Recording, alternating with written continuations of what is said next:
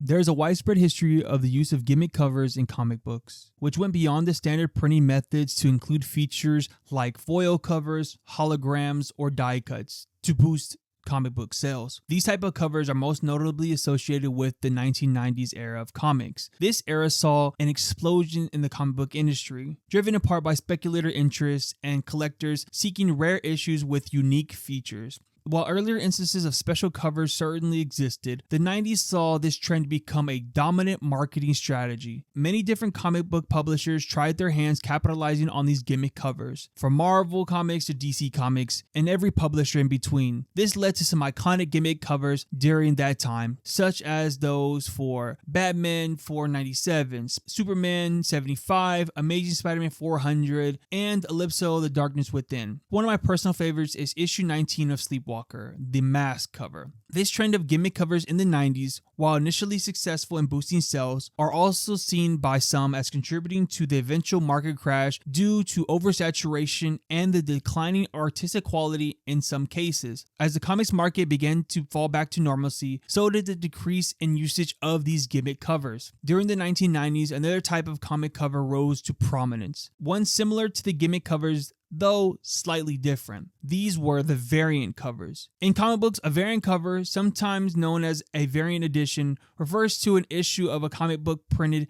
with multiple covers, each with a unique cover artist. This is a scheme publishers use to sell more comics. This tactic is held strong to this day. Every new #1 comic from the big two publishers has a minimum of 2 to 3 variant covers. If the comic is tracking to sell a lot, these publishers will commission more variant covers, making these ratio variants. For example, let's look at issue 1 of Battle Beast, which had 21 variant covers at the initial release, and the 2025 Batman Hush relaunch storyline, which had 39 variant covers. Some of these variant covers are incentive covers that are only given out per amount the comic shop's order of that single comic. For example, the 1:50 ratio variants covers will come if the comic book shop orders more than 50 issues of a single comic. Then there's the 1:100 ratio variant cover, which the same principle applies, and then the 1:1000 and so forth. You get the idea. These covers are considered rare and can be worth a lot of money, or at least more than the cover price of the comic. More times than not, shops will get these incentive covers and mark up the price knowing the rarity of these covers. That being said, there are tons of comic artists who only do covers for these companies, and that's it. Some of these artists maybe at one point did interior work but slowly moved to only doing covers because for a variety of reasons. My guess would be pay and time. A good example would be one of my favorite comic book artists, Arthur Adams, who was once a prominent comic book artist in the 80s and 90s who sadly hasn't drawn any interior covers in many years, but you will see an exclusive variant Arthur Adams cover fairly often. Adams is known as a slow worker when it comes to interior work, but has seemed to be able to bust out cover art at a very good and reasonable rate, and is probably getting paid just as much as he would doing a full-time comic. Furthermore, outside of former popular comic book artists moving to just becoming cover artists, some variant cover artist styles become in vogue due to some sort of peak interest in their unique styles. These comic book artists' cover art may have nothing to do with what is inside the comic itself, but comic fans just collect these types of covers. One example of this is the zombie covers that became super popular during the Marvel Zombies run. These covers were drawn by Arthur Saddam. These covers ran their course and people at the time loved them. Though once they fell out of favor, you don't see them much anymore, nor Saddam's work, who really didn't do anything worth mentioning outside of those covers. Today's artists we're going to talk about cornered the market of these variant covers, creating a style that people are solely fans of. Even though he is currently maximizing profits with these covers, he also did something unique from most of these variant cover artists. He became the biggest comic book artist without ever working on a big time character or having a best-selling comic, though you will see his cover art and his comics in shops weekly. How Skottie Young dominates the comic book industry. Let's take a quick break from the video. I have a special announcement. My new comic AWOL is going to be going live on Kickstarter here in a few weeks, but until then, go click the link in the description and hit the notification bell for the pre-launch page. I would highly appreciate it, and wait till the end of the video and I'll go into more detail about the Kickstarter, the comic, and all that good jazz. Thanks for watching. Don't forget to like, comment, subscribe. Now back to Skottie Young. Skottie Young is an American comic book artist and writer from a small town in Illinois. Growing up in the 80s and 90s, he was heavily influenced by hip-hop music and Mad magazine. Not really knowing much about the mainstream comic book industry outside of the comics he read in Mad magazine, as well as comic strips from the daily newspaper, reading comic strips like Charles Schultz's Peanuts and Bill Watterson's Calvin and Hobbes. Skottie at a young age had an affinity for drawing and art. Just like many older and younger Gen X comic book fans, Skottie's first real entry to comic books was from the first wave of Image comics that he picked up while going to the comic book shop with a buddy. Fast forward to the early 2000s, Skottie has moved from his small hometown to Chicago with his wife, where they started working as waiters. After a few years of being around the local art scene, Young is asked to work on an indie comic book project and to help promote the comic at the Wizard World Comic Con. While at the convention, Skottie gets in contact with the comic book editor, C.B. Cebulski. Cebulski was trying to recruit Skottie for an indie comics publication, but CB ended up getting hired by Marvel as an editor instead. This connection to CB didn't go in vain because Skottie got his first break in comics after being tapped to do a fill-in issue of Iceman #3.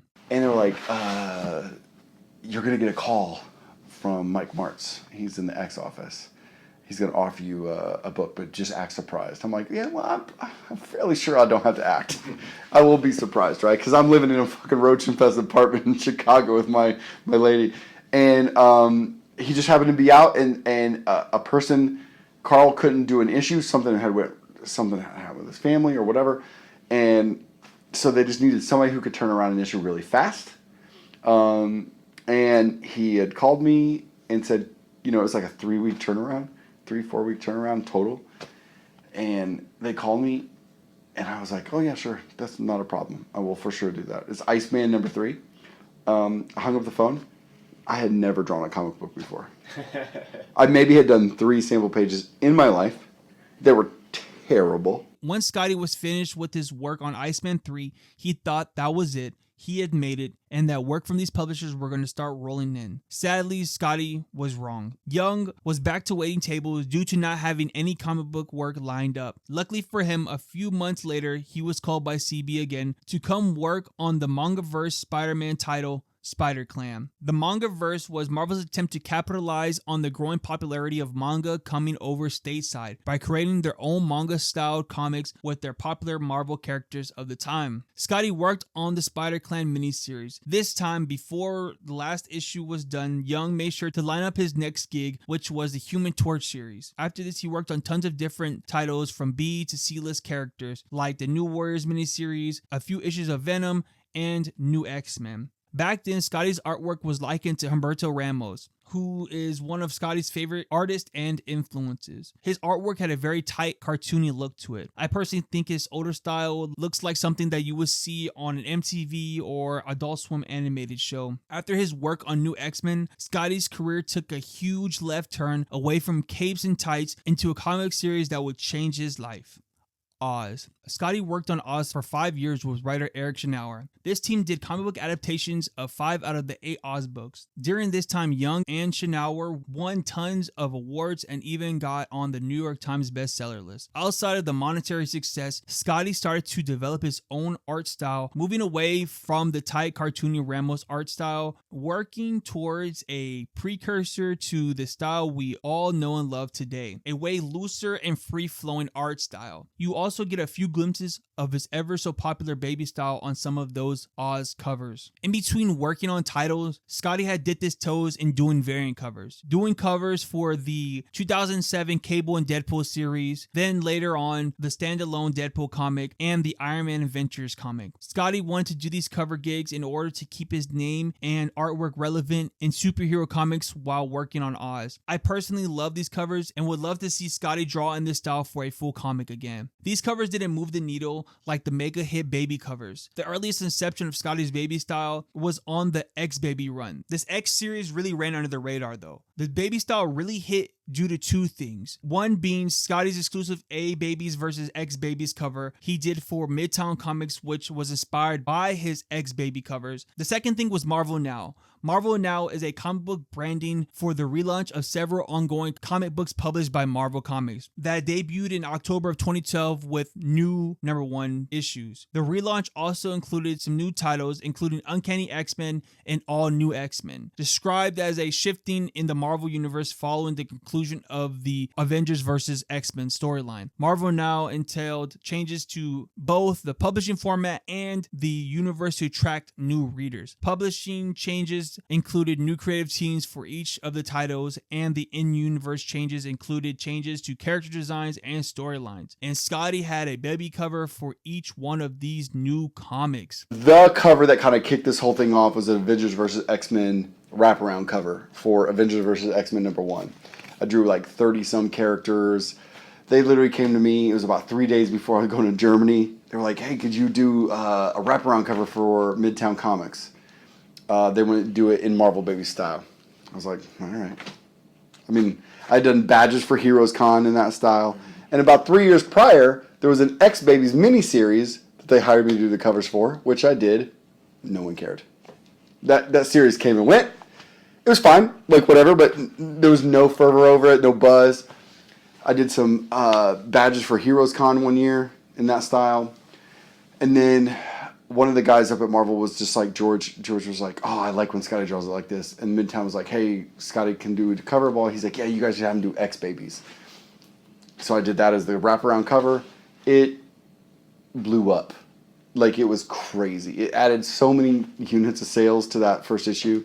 These comics pushed Skottie to mainstream prominence in the comic book industry. Even though the Marvel Now event came and went, so many Marvel rebrandings and relaunches have followed since. Skottie's baby covers have continued to grow in popularity. Every Marvel #1 comic has a baby cover now. You'll very seldom find a comic shop without a Skottie Young cover. These covers have cultivated a following of their own. Many people will just collect comics for these baby covers. These covers have essentially become a cheat code in order to sell more comic books. When I attended Heroes Con in 2024, I remember waiting in a mega long line for Skottie Young just to get my comic signed. I had to get in line 1 hour before he started signing just to ensure my spot in said line. And in that line, there were so many different types of people, old to young, people you wouldn't even think read comics. And they may not be the biggest fans of comics, but they love these babies covers Skottie did. Some of these covers were even flipped for more money on eBay after being signed. I met a guy in line who was a reseller with 40 copies of a Skottie Young exclusive cover to get signed so he could put it up on his eBay store. And he wasn't the only one in line. Skottie stated that at Heroes Con alone, he signed around 6,000 comics. Even outside of Marvel, he has done baby covers for some other publishers,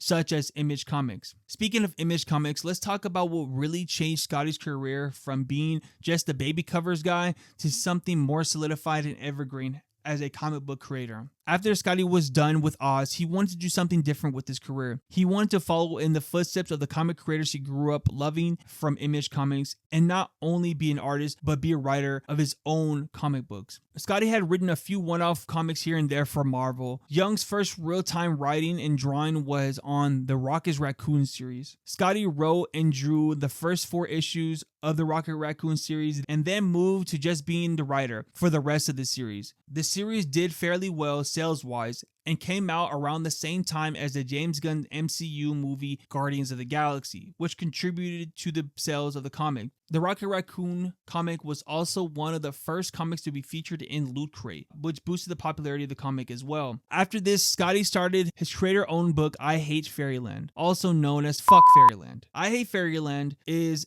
like a spoof or Adult Swim version of Oz, about a girl named Gert who gets stuck in the mystical Oz-like place named Fairyland for years, in which she grows corrupt and rotten. Gert mainly just goes around and terrorizes the residents of the land, It's such a fun comic. Skottie wrote and drew the first 20 issues of the comic and now is just in the writer's seat as he has other fantastic artists to take on the drawing duties like Brett Bean. Young has branched out and written so many different types of comics, from superhero comics like Deadpool and Strange Academy, where he has collaborated with his comic book hero Humberto Ramos, to things like Bully Wars, Twig, and Middle West. He has went into some genre comics like his macabre fantasy western comic Ain't No Grave, which is about Ryder, a retired bandit turned mother who is trying to take her life back by going to the end of the world to find death and take him out. One of my favorites of his written work is The Me You Love in the Dark, which is about an artist named Ro who rents out an old house in a small town away from the big city she was living in to work on her art. During her time in the house, she finds out that it's haunted by a spirit, but instead of being scared of the spirit, she falls in love with him. Such a great comic.